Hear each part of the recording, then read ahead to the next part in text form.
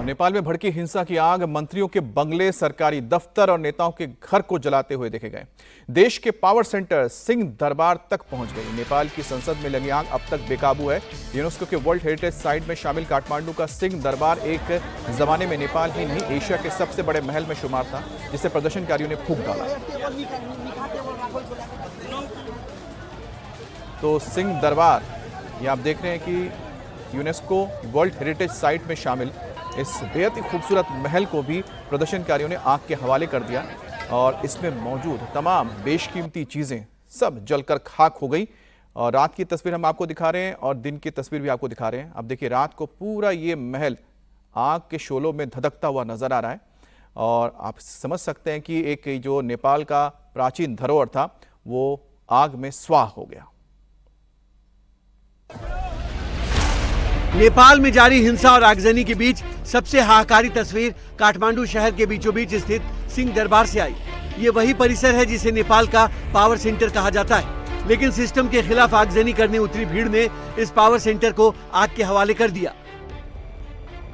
आग इतनी जबरदस्त लगी है कि मंगलवार की दोपहर से देर रात तक बेकाबू रही। जिस सिंह दरबार को आग के हवाले किया गया है वो एक जमाने में एशिया का सबसे लग्जरी महल माना जाता था। सिंह दरबार को तत्कालीन प्रधानमंत्री चंद्र शमशेर जंग बहादुर राणा ने अपने निवास के रूप में बनवाया था, जो कि अब नेपाल की प्रशासनिक और राजनीतिक गतिविधियों का केंद्र रहा है। नेपाल की हिंसा और आगजनी की भेंट चढ़ा सिंह दरबार और संसद भवन बताने के लिए काफी है कि यहाँ शासन व्यवस्था के नाम पर सब कुछ खत्म हो चुका है।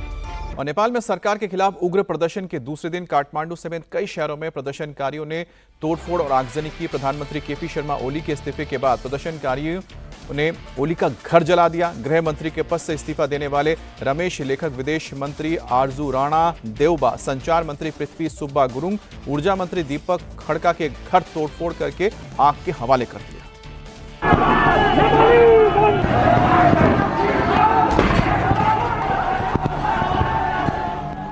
नेपाल में भ्रष्टाचार और घोटाले में घिरी सरकार के खिलाफ जेन जी का गुस्सा जमकर फूटा है।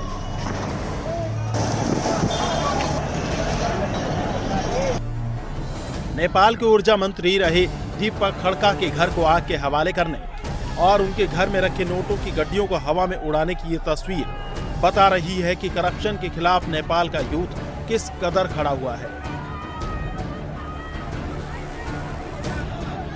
ऊर्जा मंत्री के घर से नोटों की गड्डियों को बाहर फेंकने के दौरान प्रदर्शनकारियों ने पैसा पैसा के नारे भी लगाए।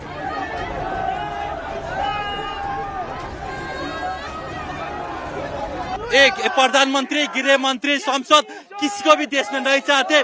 जो बांग्लादेश में हुआ, जो श्रीलंका में हुआ, वो अब नेपाल में वो हम करवाएंगे सर।